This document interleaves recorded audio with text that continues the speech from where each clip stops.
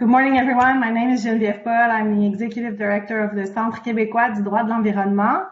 Thank you very much, everyone, for joining us today, and thank you for your patience. We're holding a 100% virtual online event today, and of course, it wouldn't have been normal not to have a small technical glitch. And so thank you very much for your patience, and welcome, everyone. As mentioned in the preparation of this event, and given the fact that we're lucky to have international guests with us today, this panel will be taking place in English. That being said, you will be able to ask questions in French or in English via the chat box. So there's a green button called Ask Your Question or Posez vos questions. It's at the center bottom of your screen, and for it to be visible, you have to quit the full screen mode. And so you'll be able to ask your questions via the chat box. We'll be discussing today a very exciting topic, climate litigation. As we all know, and in the face of the climate crisis that we're facing, we're seeing more and more climate litigation across the globe. Just a few days ago, there was a hearing at the Norwegian Supreme Court. It heard an important right-based climate justice case. There was some developments in some cases in Canada that we'll hear from today. And so we're seeing the multiplication of climate litigation, and today we'll have the opportunity to get an overview of human rights-based climate litigation across the globe, but also to dive into some of those cases. And so it is with great pleasure that I have the chance to introduce you today our guests from Colombia, the Netherlands, and Canada. And so I'll start by introducing our first panelist without any further ado, César Rodríguez-Garavito. And I'm very glad that César has accepted our invitation. I had the chance to collaborate with César years ago. César is director of the Center for Human Rights and Global Justice at New York University School of Law and editor-in-chief of Open Global Rights. He has been a visiting professor at Stanford, Brown, the University of Melbourne, European University Institute, the University of Pretoria, the Getúlio Vargas Foundation in Brazil, and the Andean University of Quito. He has published widely on global governance, international human rights, climate litigation, socio-environmental conflicts, and business and human rights issues. He has served as expert witness of the Inter-American Court of Human Rights, as adjunct judge of the Constitutional Court of Colombia, and as a member of the science panel for the Amazon, as well as lead litigator in climate change, socioeconomic rights, and indigenous rights case. So it's an honor to have you with us, César, today. Welcome, and I'll give you the floor for an overview of exciting climate and rights-based litigation across the globe. Thanks much, Geneviève, and everyone for this opportunity to discuss the work that we have been doing here out of NYU in collaboration with a number of colleagues, both in the legal practice and academic world, that are contributing to this growing field of climate litigation in different regions. So what I'm going to present today very briefly is the outlines, the basics of the combination of action and research work that we have been doing out of the Climate Litigation Accelerator, which is a hub under the Center for Human Rights and Global Justice here at NYU, that does collaborative litigation, strategic research, and supports other organizations, especially in the Global South, conducting litigation on issues having to climate change, issues having to do with climate change. So, because time is limited, I'll only have a chance to give you the overview of the basically the scoping research that led to us launching this effort. And this study looked at the universe, all of the climate change litigation around the world that's been based on human rights grounds. So it's not all of the 1,500 or so cases that have taken place around the world since the early 1990s in climate litigation. It's a subset but it's a subset that's growing, and this is where I'm going to use a few slides to give you a sense of scale here. If you looked at this universe as we did with the research assistants here at NYU last year, you see clearly that around 2015 there's a visible turn towards the use of human rights arguments in climate litigation. I don't have time to go into the details, but I'd be happy to take questions on why that happened, which is part of the research and the publications that I'm now finalizing. But the long story short, if one looks at the total number of cases that have been argued on the human rights grounds, around 90% have been filed after 2015. This number keeps growing.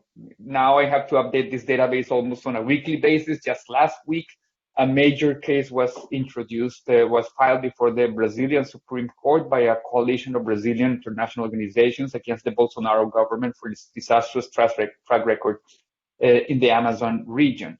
So it keeps growing. So far, it's 60 cases, out of which 51 were started after 2015. So that's what this little graph represents. And then very quickly, just to give you a flavor for what this looks like in terms of geographic and type of venue breakdown, Europe, and of course, the Urgenda case is no small part of this story, and so glad to be sharing this panel with Dennis because he'll be able to tell you all about it. Europe has had a significant impact or a significant presence in this trend, but there's also a growing interest and growing activity on climate litigation based on human rights grounds in other regions like Latin America, the cases that I just mentioned in Brazil, but also there's also interest in litigation going on before international bodies like the UN Human Rights Committee that issued the first opinion on climate refugees early this year in a case against New Zealand. Cases very briefly, this is Urgenda, so this is Dennis when he was a bit younger on the right hand side corner. This is the case that we litigated with colleagues out of the Justicia in 2018, representing 25 young people who sued the Colombian government for its track record reforestation in the Amazon region. The Justicia continues to litigate this case and oversee the implementation. And there are other cases, again, I won't go into any details. The Heathrow runway case that stopped for at least temporarily the construction of a third runway in Heathrow, where the decision was not based on human rights grounds, but the filing, one of the filings, the Plan B is the name of the organization filing, was squarely based on human rights grounds in addition to other arguments. More recently, you can tell by the face masks, this is a case that went all the way up to the Irish Supreme Court. And then more recent, and this is what CLX has been, the Climate Litigation Accelerator has been working quite intensively on, is 3 cases. This is Chief Justice Barroso from the Supreme Court of Brazil, and this is images from the 2019 fires in the Amazon region. And so there is a clear trend towards using courts to put additional pressure, for now mostly on governments. In my research, 90% of cases have been filed against governments as opposed to corporations. So there's a whole frontier for making corporations accountable for the responsibility for global warming. For now, it's mostly against governments. And it is, relatedly, it is mostly about climate mitigation, stemming, reducing carbon emissions or greenhouse gas emissions, as opposed to adaptation, meaning dealing with the inevitable consequences of the harm to the planet and the global warming that's already locked in. That's not going to be possible to avoid. And I'll end by, this is the breakdown. Of course, many of these cases are young, so they're still on appeal or pending. but the breakdown between granted and denied is pretty even. So it's not, this is picking up momentum. This is not a case, this is not one of those situations, one of those moments in which this is seen as an outlandish idea and all the cases are being thrown off. By no means. Litigants, especially if they're very strategic about the timing and also the arguments and the remedies that they use, they can win in court, and they are winning in court at least as much as they're losing, which is encouraging.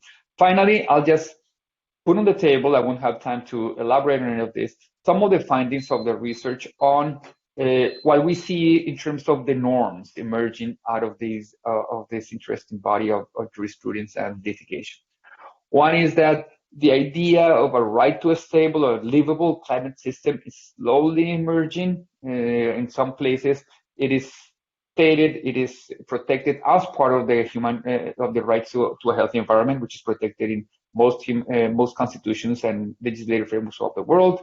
Then, importantly, most courts have actually said that they do have power to review targets and policies on climate change. Whether or not they end up finding in favor of the plaintiffs or the governments, it's a different story, but it is not true just like, the US is so exceptional in so many ways with regards to this issue, but the Juliana case was thrown off recently, earlier this year, on arguments that courts have nothing to do with, high-end, big picture policy debates like climate change. In most of the rest of the world, courts are willing to entertain review of climate policies. Finally, what key issue here, a key effect, a key contribution of submissions, cases, and rulings on climate change and human rights is that in the absence of progress at the international scene after Paris, and in the face, for example, of the disastrous record of some governments over the last few years, and the fact that science has gotten much more clear about the effects of climate change, courts and litigants have become conveyor belts for domesticating the science, say, coming out of the IPCC, Intergovernmental Panel on Climate Change, and national policy, right? So in the end, courts and litigants are providing one mechanism to bring down to earth and to extract the consequences at the national level of that international consensus. And finally, an interesting doctrine, norm is emerging that some courts have called the fair share responsibility of governments, that regardless of what any other government or any other actor does or doesn't do about climate change, there is an intrinsic responsibility, not just moral, but legal, of each and every government to do its fair share to mitigate climate change and avoid the most disastrous consequences of global warming. I'll stop there. Thanks. Thank you very much, César. It's really interesting, and as you mentioned, encouraging to see that a lot of those cases do get through the admissibility stages. That we're definitely seeing a trend. You mentioned 2015 for 90% of the case file, and I think that's quite telling of the impatience in relation to, and I'm quoting your words, the disastrous record. And I think there's a general agreement in that amongst a lot of us and NGO, environmental NGOs, at least in relation to the lack of political action to address those crises. I'll get back to you with a few follow-up questions. Some of the points that you've mentioned would also, I think, echo some of the challenges that Mr. Van Berkel and Mr. Johnston are facing in their litigation, and it's quite interesting to see that your research shows that courts are more and more willing to entertain the idea that they can review targets and policies, and I think that this tension or reluctance is also something that we're facing in Quebec and in Canada. And we'll also get back to this idea of shared responsibility. That's definitely something that we're discussing, including in a carbon pricing case in Canada that is before the Supreme Court at the moment. we know that greenhouse gas emissions do not have borders, but it's interesting to see how judges are dealing with that. And so thank you very much for your presentation. I'll now bring us to a case in the Netherlands with our guest, Mr. Dennis van Berkel, who's a legal counsel, like you mentioned, César, at the Urgenda Foundation. Thank you for being with us, Dennis. As César mentioned, the Urgenda Foundation is the organization which won the first case in the world in which a government was ordered to increase its climate change ambitions based on its human rights obligations. Mr. Van Berkel is the co-founder and co-director of the Climate Litigation Network, which supports litigation around the world that seeks to increase national climate mitigation ambitions. We're very, very pleased to have you with us today, and the floor is yours for you to tell us more about this case, and congratulations for this important victory. Thank you, Geneviève, and thank you for having me on this event. I'm very happy to be able to join and tell a bit about our experience in this Urgenda case in the Netherlands. A little bit of background, we filed the case in 2013, and at the time there was no real climate policy in the Netherlands besides European climate policy. So there was no national target, no national climate law, but the government in essence acknowledged, and we asked the government, we said, listen, the climate crisis is just really dangerous and you need to be doing more. And in principle, the government agreed. They said, yes, much more need to be done. However, we won't do it unless everybody else acts. Basically, unless there's an overarching global treaty that enforces policies and that divides the responsibility across the world, we won't act. And we disagreed with the government. We went to court and we said, well, actually, you have a legal duty to act. You have a legal duty to protect and to do your own share of the greater burden. The first judgment was in 2015 by a lower court, and the court ruled in our favor and ordered the government to reduce its emissions by a minimum of 25% by 2020 compared to 1990 levels. Now I'll get back to what the reason for that particular target was, but I'll go a little bit into what was this, what was the basis of the judgment and what might you learn from this judgment for other cases. The case went to the Court of Appeal. In 2018, the Court of Appeal ruled in our favor, and in 2019, also the Supreme Court ruled in our favor, and the order became definitive at the highest instance. So, what in essence the Supreme Court in 2019 ruled is that based on the European Convention of Human Rights, the state has a duty to protect and to take appropriate and reasonable measures if the right to life and the right to family life is threatened. Now, the court looked at the facts of climate change, and in the case, there was no discussion on what the facts of climate change were, because we only based ourselves on the climate science that was acknowledged by the Dutch state, both by the government, by its national agencies, but also through the IPCC, in which the Dutch government participates and acknowledges all the conclusions. So that was very, very important basis of the case.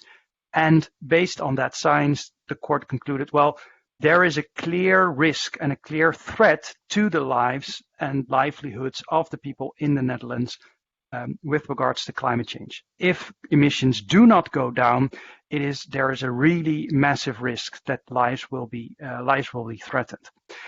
So then the court came to apply those factual circumstances to the right to life and the right to family life. And the court said, well, if this were merely a national problem, there would be absolutely no doubt that there would be a duty on the state to take reasonable and appropriate measures. The specific context of climate change is that we have a global commons problem. The problem is not just caused by the Netherlands, it's caused by many other countries. And then the court asked itself a very important question. Does the mere fact that this problem is caused by multiple actors means that there's no responsibility on the state to take care of its own emissions? And the court answered that question in the negative. Now, the way that the court did this is to say, the right to life and right to private and family life, it's in itself don't say what the state needs to do with regards to climate change, but we can look at other sources of law that deal with these types of global common problems. One of the main sources, the UNFCCC, the UN Climate Change Framework Convention.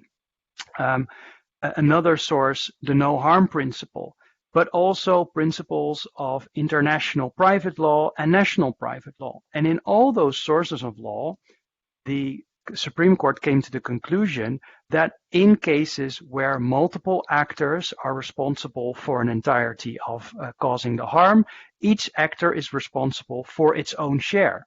In other words, if you cause part of the problem, you're responsible for that part of the problem. Now, based on those sources of law, the Supreme Court came to the conclusion that yes, under the on the basis of the right to life and the right of private and family life, the Dutch state has a duty to do its fair share of preventing these harms, to do its fair share in reducing emissions, because reducing emissions is the only way that you can properly prevent these harms from coming into being. You can do something on adaptation, you can do something on resilience against the impacts, but that's only sort of marginal. The real threats can only be prevented by reducing mitigation, and therefore there's a responsibility to reduce mitigation. The court then came to the next step. What does this duty to protect, what does this obligation to do your fair share mean in concrete terms? And then the court came to a very important topic in the judgment. What's the role between politics and the court? And the court said, well, in principle, it is for politics to decide what the right target is. In principle, politics should decide what the different interests are and how much it should be reducing. However, if there is a positive duty on the state, and we have established that there is a positive duty, it's the role of the court to determine what the lower limit is that a government needs to do in order to discharge itself of this positive duty. So it's not going to decide what the right target is, but it is going to assess what is really the lower limit of doing your fair share. And there again, the court just looked at what has the Dutch state said itself. And in the past, the Dutch state had said itself that it should be reducing between 40 and 25% by 2020 compared to 1990 levels. It had adopted a 30% target for 2020, but it just abandoned that target in 2010. And it had adopted a higher target somewhere in the future that if it wanted to reach that target, it would actually need to go past a 25% reduction target, because if you postpone cumulatively, you're still emitting too much. So there were all these different factors looking at what the state had said, looking what the science had said. And the court said this duty to protect does not only mean, it also means that you have a due diligence duty to show that what you're doing is actually appropriate and reasonable. And the Dutch state has presented nothing that on the basis of which it could argue that what it is doing is sufficient. In other words, it just doesn't add up. Here we have a very strong case of the plaintiff saying what you're doing is not enough based on the science, and the state basically has no answer. It has nothing to offer. So therefore, on the basis of that analysis, the court came to the conclusion that yes, indeed, that it upheld the order to reduce the emissions by a minimum of 25% by 2020. And concluding, I think what we can learn from this case for other cases is that, in short, there's nothing really that particular about the Netherlands that made this case possible.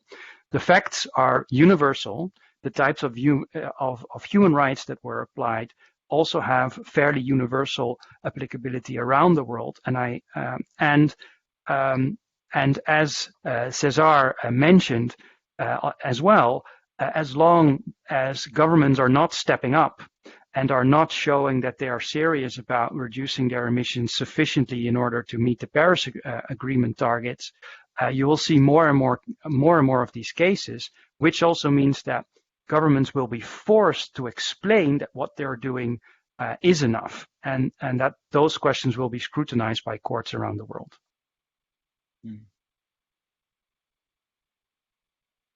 Thank you very much, Dennis. And it's extremely interesting to hear from your case. Congratulations again, and I'll follow up with you afterwards on some aspect, including not least implementation. We know it's often also very key once we've had a great decision. The context in which the litigation took place in the Netherlands resonates very much with what's happening for us here in Canada and in Quebec.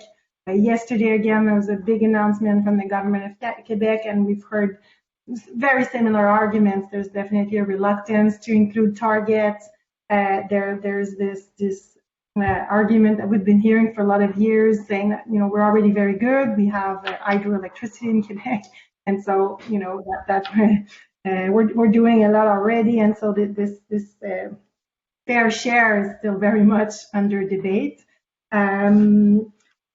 And it's also interesting, and I'm sure Bruce will have some things to say in relation to that, to see that in this decision, the court recognized that there's a positive duty on the part of the state to protect the right to life in the face of climate crisis. And so that's also something in discussions here before courts in Canada.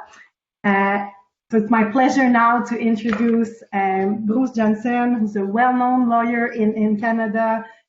Bruce holds a Bachelor of Civil Law and a Bachelor of Laws degrees from McGill University, as well as a BA in History from McGill. He began his career in 1993 and founded Trudel Johnston in 1998 with his partner Philippe Trudel. The firm then became Trudel Johnston Lespérance when André Lespérance joined the duo in 2015. The firm acts for plaintiffs in class actions and public interest litigation. Bruce is one of the lead counsel in the class actions against the three major Canadian tobacco companies, which was won by plaintiffs both at trial and on appeal. It's always a long road to justice, as we know, and as your case also then is highlighted. In the sphere of environmental law, Johnston has successfully appealed the decision on behalf of Sudden residents who were anxious to protect the environment and the mountain that we all know and is dear to us, and who had lost their trial against the municipality. And Mr. Johnston is now representing Environnement Jeunesse in the first of several climate litigation against the government of Canada. We'll be speaking about this case today. Bruce, thank you very much for accepting our invitation. It's an honor, and the floor is yours. Thank you, Geneviève. Thank you for having me. Thank you also to Dennis and César for the work you are doing. Dennis, I want to tell you that I attended a conference in 2015 in September in Toronto, and your colleague Roger Cox was there, and he spoke about your agenda. And the conference was organized specifically to see whether a similar type litigation would be possible in Canada. And at that conference, I said, I'll take the case. This is an important case. And we had a client in 2015, and we were willing to go forward then. But then the decision was made, which we regretted afterwards. The decision was made that because we had just had an election, we had a new government, which we wanted to give the new government a chance, and we deferred. And so the case only got started once we had another client, which was Environnement Jeunesse in 2018. And the basis of our case is very similar. And I think that all cases have this in common, that they are confronting a very intractable problem on the part, on the link between politics, policy. Because for a politician, the consequences of climate change are so diffuse over time and over space. And as you mentioned, Dennis, the impact of a country like Canada or the Netherlands is so easy to discount compared to bigger countries that it's very hard for politicians to take action in a meaningful way and to do what they know that they have to do. Like, the Canadian government has recognized the urgency, has recognized that the goals that we're setting are completely inappropriate to reach the objective that we all know that we have to do.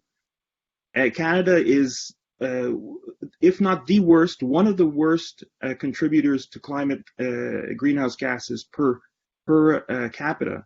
And this problem of the connection between what politicians are willing to do and what they have to do is a case for the courts. And in Canada, this is a question which is called justiciability, and that is the main issue.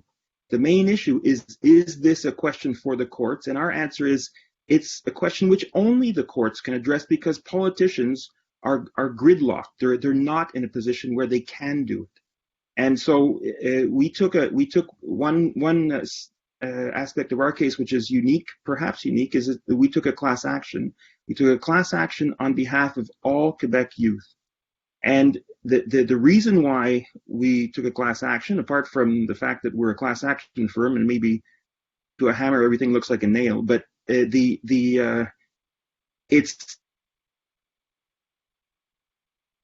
a way to tell the courts the rights of youth are particularly impacted here. So in addition to arguing the right to life and integrity of the person, we are also arguing that the actions and inactions of the federal government have a very significant and disproportionate impact on the rights of youth, because they are the ones who are going to be bearing the consequences of this folly that we are collectively engaged in over time. And so we took the case in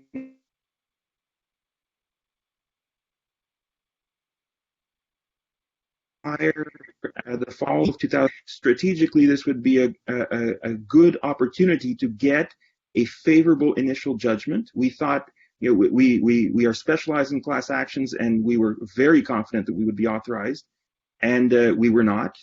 So we were very disappointed in the decision. However, on the two main issues, we were successful. That is, the main arguments of the federal government were that this case is not justiciable. It's not a case for the courts. It's a question of policy. We won on that issue. And also, Quebec has another particularity, is that Quebec has its own Charter of Rights, which is not constitutional in the Canadian Constitution, but it's considered semi-constitutional in Quebec. And it has included in it a right to a healthful environment and protection of biodiversity, which confers really an interest on any citizen to say to the court, I want a remedy because my right to a healthful environment and my right to the protection of the biodiversity of our state is in peril. And so the second major issue was whether the Canadian government was bound by the Quebec Charter, and we won on that issue. So, and then the judge proceeded to dismiss the authorization based on very technical grounds, which I won't get into. So we have appealed, and we have the appeal will be heard in February of next year. We're very, very confident we will be authorized and that the case will go forward. And I think that your analogy to the Commons, that's exactly what we argued. This is the tragedy of the Commons is exactly what every country is faced with. Is that every country has a selfish interest in profiting from the capacity of the global environment to absorb the consequences of our presence on Earth. Every country has a selfish interest in doing more than it should, and it puts everyone in perils. And so our position is exactly what you described, Dennis, is we all have that obligation. It's as if you say, we're not going to put the brakes on because these other guys are not putting the brakes on, and that's the height of irresponsible behavior. So we're very confident in the future, and we will take it as far as it goes. Thank you very much, Bruce, and we'll definitely be there to support the firm and the young people that are behind this class action. And we'll get back to it, but I think one of the things that I guess the firm will still have to fight for in a bit is what you mentioned, Bruce, the justiciability issue, which wasn't jeopardized, like you mentioned in the first instance, but for the Court of Appeal, let's hope it won't be. Interestingly, also, I think, and correct me if I'm wrong, was that there was also so far a little bit like what Dennis was saying, no discussion on the science, right? On the science around, the urgency to act. So, no, our evidence is the statements of the federal government itself. I mean, there's no contesting the truth of it. There's no contesting the urgency. They say one thing, but then they act in a manner that's completely it's incredibly irresponsible. Merci. To echo some of the things that Bruce has said in relation to one of the specificities of this class action, which is undertaken on behalf of all young people under the age of 35. We're lucky in Quebec. We're lucky to have Alex Ruhlmann with us today. Alex has been actively involved for several years in various groups of citizens and environmental organizations. Actively involved on social and environmental justice issues. She holds a master's degree in environmental management. She's on the board of directors of Environnement Jeunesse since the summer of 2018, and she also works for Solon, an organization in Montreal that supports local citizen actions towards a socio-ecological ideal and working on transition issues. And so we're very glad to have Alex with us today that will share with us a few remarks on why she decided to get involved in this class action, but also some reflection after hearing from you on this increasingly significant trend related to rights-based climate justice. Alex, bienvenue. Thank you, Geneviève, for having me and for giving me this honor of speaking with such a distinguished panel. So as Geneviève said, I'm going to try to share with you some thoughts about, as a young person, as a climate justice activist, about climate litigation around the world.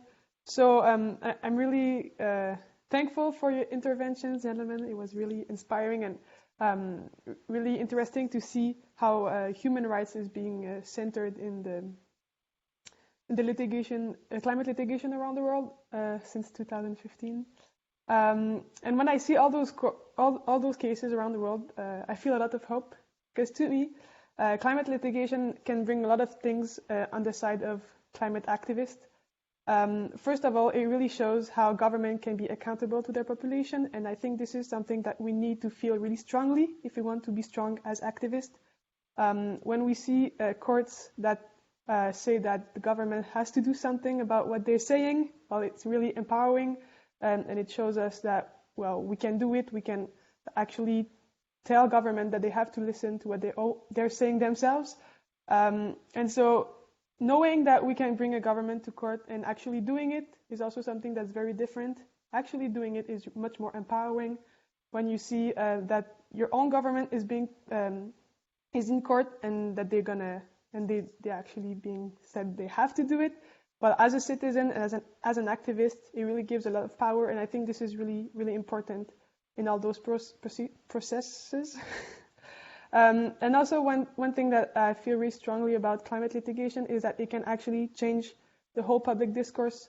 One was saying that the government is actually irresponsible towards its population. From my perspective, it's a huge shift in terms of climate change related discourse. Climate change is not just like a climatologist story. It's not something that only like scientists can talk about. It's everyone's business, and it's really political. And to change this discourse around climate change is really important, especially as César said, like about human rights. I feel like in the past years, lobbying efforts have been done a lot to change the discourse about climate change. How climate change is a thing about technologies and how big technologies are going to save us. But to bring back the climate change discourse around human rights and around social justice is really important, I think, because we can't really let the climate change fight be led by billionaires who are going to sell us technologies to remove carbons from the atmosphere. we really have to connect all this discourse and all this fight to what's really happening on the ground and how people's lives and all species are being actually affected by climate change. And so I feel it's really important, and I'm really grateful for all the lawyers that are making this human rights discourse centered in their cases. So yeah, when I hear what you're saying and how this big movement is growing and how their discourse is centered around human rights and social justice, I'm feeling really hopeful for a future generation to see that, yeah, how much justice is important to all of us, and actual people care about other people. So yeah, thank you very much for amplifying this intersectional narrative, and thank you for your interventions. Thank you very much, Alex, and thanks for highlighting the importance of feeling empowered. I think that resonates with a lot of you, even those that are not young, or that wouldn't qualify in the class action. And I think it's inspiring to see the cases from around the world also, right, in encouraging us to respond to and ask Canada to fulfill its responsibility. Bruce mentioned that, and I completely agree that we are one of the worst contributors in the world, and I think that's something that that has to be addressed, and hopefully courts can help accelerate that. We're also before I turn to Daniel Galland, because we're also lucky to have a lawyer from Equal Justice. It's a sister organization in Canada, sister organization to CQDE. So we're lucky to have Daniel Galland with us today, also on the line. And so I'll give her the floor, sorry, and then I'll come back to you for a few follow-up questions and for questions from participants. As you may have heard, there was development in an interesting rights-based climate litigation that Equal Justice has been working on. And so we have Danielle. I'm just going to turn her camera on, or invite you, Danielle, turn your camera on as I introduce you. Hi, great. Thanks for being with us today, Danielle. Danielle is a member of the Quebec Bar, and she's previously practiced for several years in different legal fields, and she now works with the Equal Justice climate change team. As I was mentioning, Equal Justice is currently representing 7 young Ontarians, so in the province of Ontario, next to Quebec, in a rights-based climate litigation, and they've got some great news last week, and so we're happy that Danielle is here with us to share a few remarks, and including that good news so we can celebrate together. Great, thank you for inviting me to say a few words about our case. For context, before we get to the great decision, after the current Ontario government took power in 2018, they passed legislation that essentially significantly weakened Ontario's GHG emissions reduction target. And their new 2030 target will basically mean that Ontario will not come close to meeting its fair share of GHG emissions reduction that are necessary to keep us global warming under 1.5 degrees, as we all know is the imperative to avoid the worst impacts of climate change. So on that basis, in this case, we argue that Ontario's weak target will cause catastrophic impacts that I'm sure you're all already aware of, and therefore violates both youth and future generations' constitutional rights under the Canadian Charter of Rights and Freedoms, including their Section 7 rights to life, liberty, and security of the person, and their Section 15 equality rights. So if you're noticing similarities between our case and Urgenda's, that would be correct, because our case is very much focused on Ontario's target, in contrast with cases like Juliana in the States and La Rose here in Canada, which focused more on the kind of broader network of governmental actions and inactions. So for a bit of procedural history, we launched the case last November, so basically just about a year ago, and Ontario brought a motion to strike, essentially arguing that our case had no reasonable chance of success on various aspects. And just last Thursday, we received the decision from Justice Brown of the Ontario Superior Court, dismissing the motion and ruling in our favor on all of the issues. For instance, the issue of justiciability, which Bruce and a few others have mentioned on this call, this question of whether this case is appropriate for courts to hear, and did find that the applicants are challenging, very specific government actions and laws, and therefore the target and the environmental plan were reviewable by the courts. I won't get too much into the details of the decision, but other than that, there were some great findings on the fact that the future impacts of climate change are capable of scientific proof, and the fact that the case's potential reliance on positive rights that governments have an obligation to act was not fatal to the case, and that it's currently unclear whether climate change imposed positive obligations on governments. And finally, she also found that at a preliminary level, the applicants had met the test for standing to bring the case on behalf of future generations, which is a very promising development as well. And so while this decision is a preliminary victory at the motion to strike phase, we still think it sets an important precedent for rights-based climate litigation in Canada, and we look forward to bringing the case on a full hearing and being able to put forward the important evidence to show the severity of the issues and the imperative for climate action. So, thank you for allowing me to say a few brief comments about our case. Thanks to you, Danielle, and congratulations again. It's, like you said, very promising. We're definitely going to be closely following and supporting you in this case, and it'll be very interesting to see again what comes out of the debate around positive obligations, amongst other elements. And I'll invite also participants to ask you questions if that's all right with you in relation to that case, if some folks want to dive into it further. I'll jump immediately in some of the questions that I wanted to address, and I'm making links here as well with questions that I'm seeing coming in from participants. And so I'll start with questions around the issue of implementation.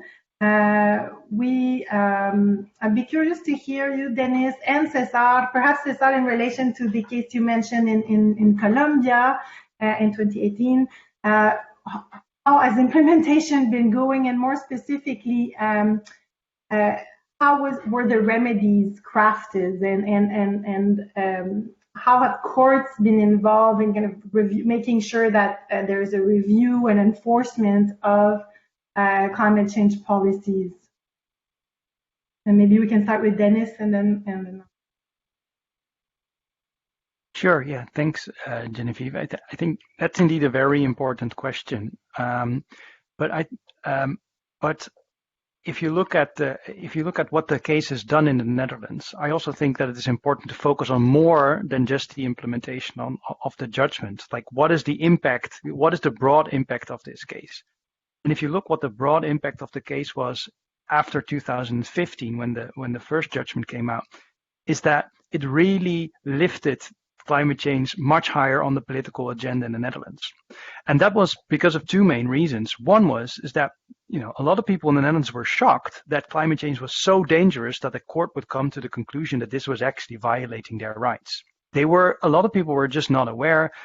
Governments say, yeah, we're doing our best, we do what we can. So it really helped. It took away from the argument saying, well, yeah, what we're doing is okay. We're doing stuff within the European Union, and don't worry, you can go to bed and sleep well. It really took away that argument from the government. It also helped politicians, progressive politicians, in Parliament to put it on the agenda of Parliament, to say, listen, the government is not doing enough. What are you going to do? And to keep going back to that question every time, listening, what are you doing? There's a court judgment. What are you doing to implement that judgment? And what it did is not only it focused on the measures that had to be taken to reduce emissions by 2020, because this was the only target that was the remedy, to reduce emissions by 2020. It also raised the ambitions after 2020, because the government had to respond to the larger question of how are you dealing with climate change, right? So the Netherlands was then, after the Paris Agreement, one of the first countries in Europe to raise its ambition for 2030, whereas before it had one of the lowest targets of all of the European countries. And in fact, it has there's only one country in the European Union that has a lower share of renewable energy than the Netherlands. So we are really at the rock bottom at that time with regards to climate policy. So that's one thing. The other part with regards to implementation is that we haven't gone back to court to ask for enforcement. What we have done is that we gathered 800 organizations. We collected a list of 55 different measures that the government could take in order to implement the judgment. So again, we looked at society. We said, listen, what can we do? Bring us your solutions, and we are going to help the government to implement this judgment. Because yes, we are in court because they're not doing enough, but in the end, we need to do this together, right? So, and the government took up approximately 30 of those 55 measures. Those were measures like smaller measures that the government could take in addition to closing coal-fired power plants, which have also happened. We're still not entirely satisfied with what the government has done, but a lot of things have been done, including the closure of coal-fired power plants, large subsidy schemes for energy efficiency and renewable energy, and the dynamics are still going on. And I think that that's the really important thing of this case. Merci, thank you, Dennis, and for reminding us, of course, that this decision always has a broader impact, of course, beyond courts. And it's definitely it seems like it gave a very powerful tool for stakeholders from, I guess, different horizons to hold the government to account. And it's interesting what you say, and also including the fact that not only did it put it on the political agenda, kind of in a definite manner, but also it helped to raise the targets in a more ambitious way. César, would you like to share some thoughts in relation to implementation for the current case or other cases you might want to touch on? Mm-hmm. Yeah, I wanted to start with a general remark about types of effects. I agree with what Dennis said, and in fact, the literature on strategic litigation has shown that sometimes the indirect and even symbolic public opinion effects of lawsuits are as important as the instrumental remedies that are granted by the court. And even in cases that are lost, this is not an argument in favor of losing cases or not doing one's job as a lawyer. But even in cases that go nowhere before the courts, there may be a very powerful indirect effect of raising awareness, of also changing public perceptions of the issue, or at the very least, getting governments to have to explain themselves about their inaction on an issue like climate change. You look bad when you have nothing to show. So just raising the profile and the awareness of and the visibility of the issue is already a contribution. Now, putting that aside for a moment and thinking about the direct effect, policy, economic, and legal effects of rulings, I think it's important to think of two separate sets of issues. One is remedies, and this is something that especially human rights lawyers do not always think about very carefully, because the focus is on winning the case as opposed on what exactly to get out of that case, and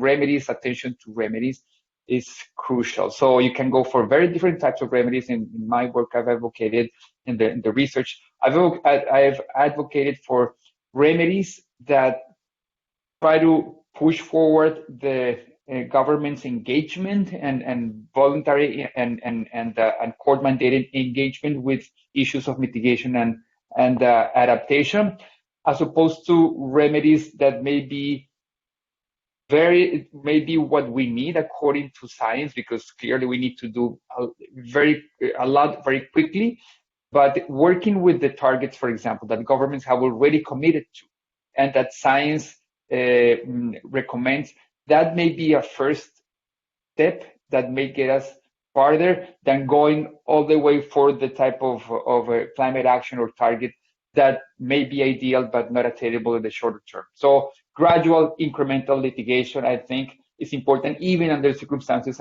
of urgency that we live in. And also, and finally, there's a separate issue that needs to be taken into account, which is monitoring. So I'll go back to the issue of deforestation in the Amazon.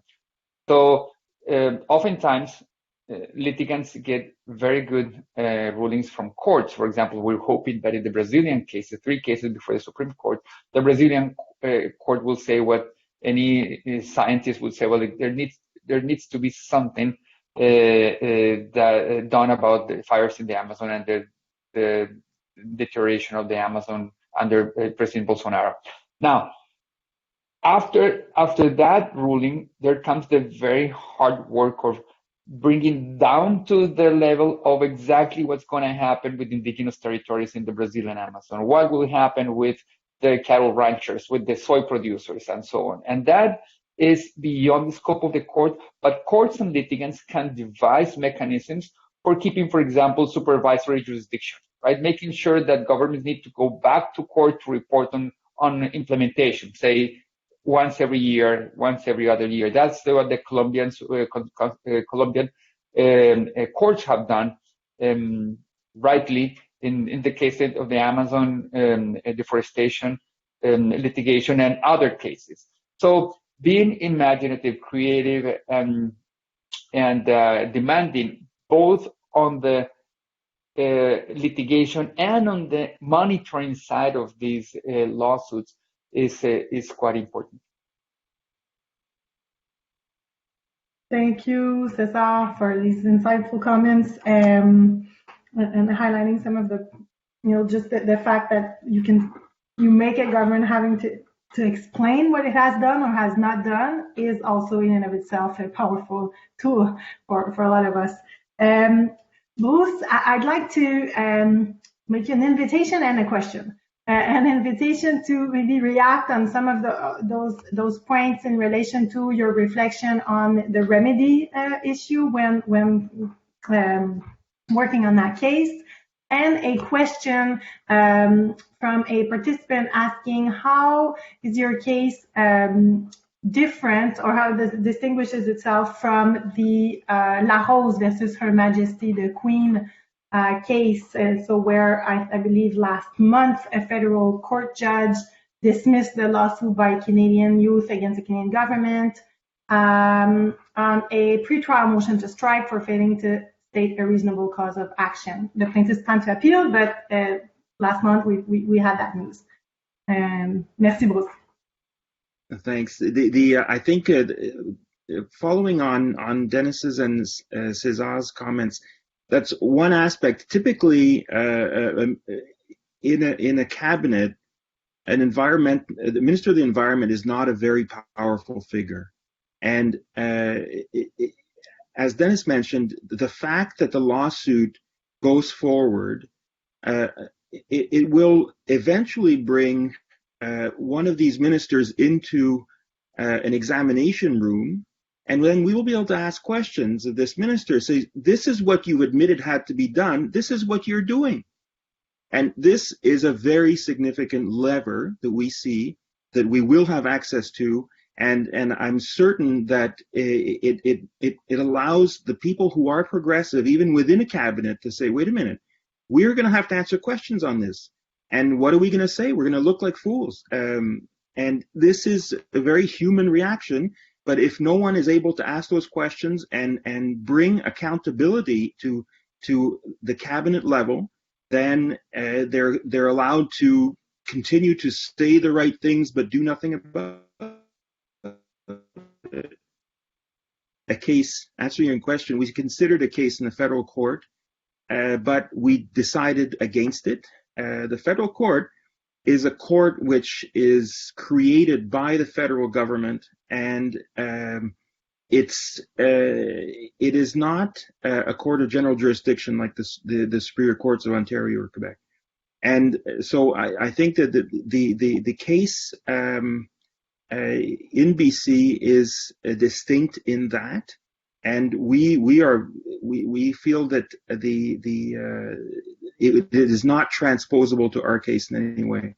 The issues that will be before the Quebec Court of Appeal in our case are I think easily resolvable, and we feel that if the case goes forward, just the bringing of the evidence and gathering the evidence asking questions from the government will be a very, very significant lever.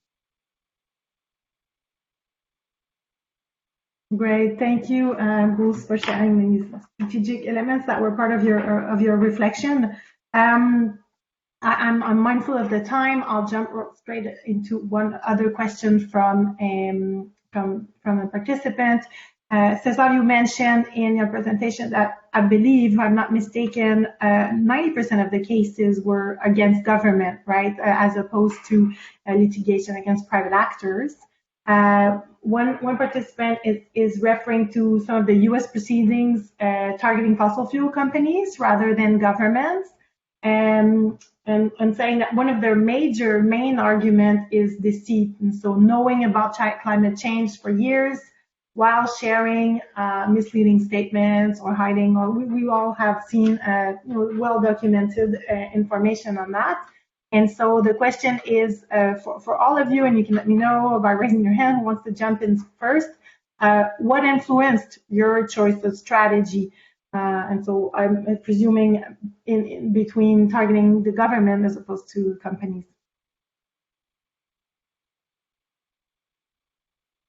Yeah, let me just say something quickly about that. Although Bruce, I'm sure that he would have more experience in litigating against corporations, because, well, what I was going to say is that, well, I have not litigated against corporations in this field, and as I said, the study shows that most of the cases that we're tracking down are against governments now. But remember, at least in my presentation, all cases refer to charges based on, or claims based on, human rights, right? Which is what, at least in the U.S., heavily constrains the realm of possibilities because of the little traction that human rights arguments have, and in the U.S., and the lack of strong constitutional protection of human rights. And this is the reason, and that's contrast, of course, with Europe on the one hand, and the rest of the Americas on the other hand, when you do have some of that explicit language and you can use before the courts that are squarely based on constitutional human rights provisions. Now, the only thing that I'll say is that the most interesting inquiry, it's not a lawsuit, it's more of an administrative complaint, but before a quasi-judicial mechanism has happened in the Philippines. It's an ongoing case against the major fossil fuel companies from around the world.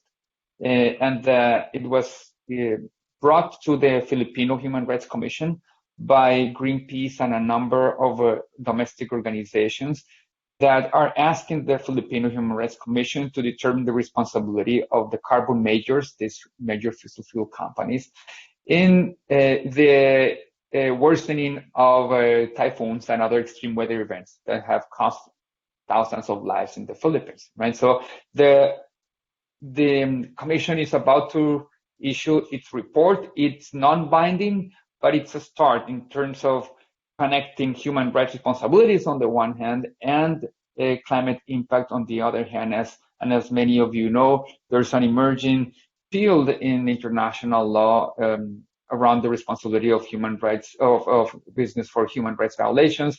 The guiding principles at the UN level and other national action plans provide institutions, organizations like the OECD or due diligence laws. Those try to offer some interesting legal tools to litigate against corporations, even based on human rights grounds. But there's much more room for litigation based on tort doctrines, common law doctrines, like a nuisance that I'm sure that Bruce is an expert in, given that he's litigated against tobacco companies, which are oftentimes referenced as the